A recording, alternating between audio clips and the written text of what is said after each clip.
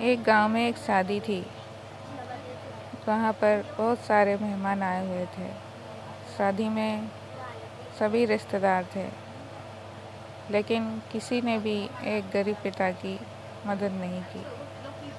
अचानक ससुराल वालों ने शर्त रख दी, अगर आप हमें ये ज़मीन 5 बीघा ज़मीन दहेज में देंगे तो ही हम ये विवाह करेंगे।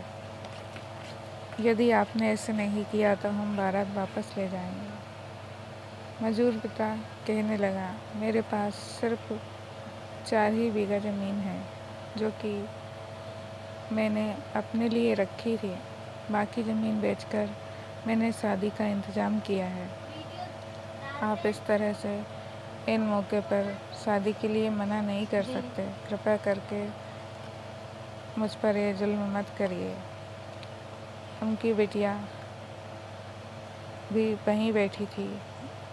उसने कहा, बाबूजी, मुझे आपसे बात करनी है। वो बाबूजी को अंदर ले गई और उसने कहा, बाबूजी, आप मेरे लिए अपनी ज़मीन मत दीजिए, मुझे ये शादी नहीं करनी है। बाबूजी ने कहा, कैसी बातें कर रही है, सब मेहमान आ चुके हैं, शादी कैसे रुक सकती है, अपने मान सम्मान का क्या होगा, तू चुप कर, मैं सब देख लूँगा। ऐसा कहकर बाबूजी बाहर आ गए।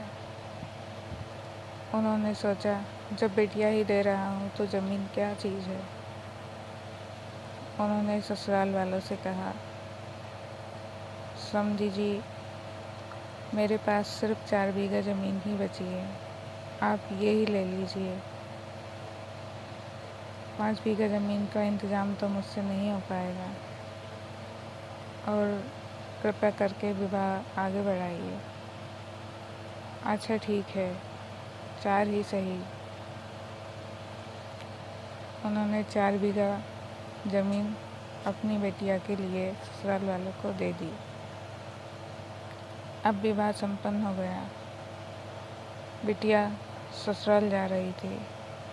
बाबूजी के गले लगकर बहुत रोई। बाबूजी, आपने ऐसा ठीक नहीं किया। मैं तो आपके पास ही रहती, मुझे शादी नहीं करनी थी।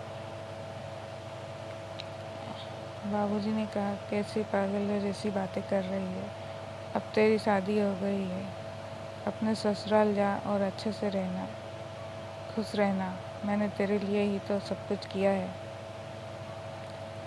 बिटिया विदा हो गई। बाबूजी घर पर अकेले रह गए। उसके जाने के बाद घर सूना सूना लगने लगा। अब उनके पास उनकी खेती बाड़ी भी नहीं थी। अब वो दिन रात घर पर रहते। पहले तो गांव में घूम लिया करते थे, खेतों पे चले जाया करते थे, लेकिन अब उनका मन उदास रहने लगा और उन्हें उनकी बिटिया की फिक्र भी होती। सोचते, जाने कैसे होगी, कैसे रखते होंगे उसे। वो कभी कभी मिलने आती, कहती, बाबूजी, मैं बहुत खुश हूँ, अच्छी हूँ, लेकिन वहाँ जाकर भी तो देखने का उनका मन करता है, लेकिन वो वहाँ जाते नहीं हैं। क्या पता उनके जाने से उसके घर में अगर झगड़ा हुआ, कोई विवाद हुआ तो। अब वो बीमार भी रहने लगे थे। उन्होंने अपनी बेटी को एक चिट्ठी लिख दी, बिटिया, एक बार तुझसे मिलने का मन है, घर आ जा।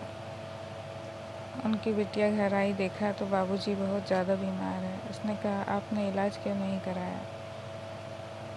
अरे अब क्या करेंगे, सारी ज़िंदगी तो निकल गई, बिटिया का ब्याह भी हो गया, अब मैं ठीक हूँ, तू मेरी चिंता मत कर। तू कैसी है, तेरे घर में सब कैसे हैं?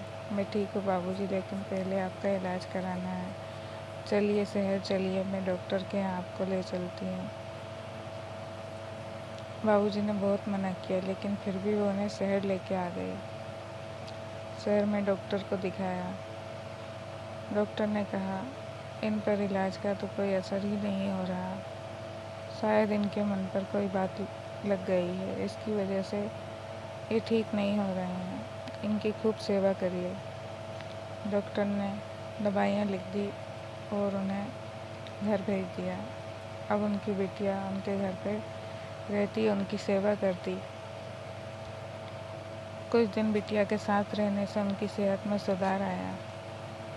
ये देखकर बिटिया थोड़े दिनों के लिए अपने घर चली गई कि अब बाबूजी ठीक है, मैं भी अपने घर से कुछ दिनों में वापस आ जाऊंगी। वो अपने घर आई इधर, और उधर उसके बाबूजी उसे इस दुनिया से छोड़कर चले गए। वो दौड़ी दौड़ी वापस आई और देखा बाबूजी ने एक उसके नाम लेटर लिखा था। उसमें लिखा था, बिटिया मैं तो बस तेरी खुशी ही चाहता था, तू खुश है, इससे ज़्यादा मुझे और क्या चाहिए। अब मेरा इस दुनिया में कुछ मन नहीं लगता, मैं जा रहा हूँ। ये घर भी तेरे नाम लिख दिया है, हमेशा खुश रहना। ये थी मजबूर पिता की कहानी।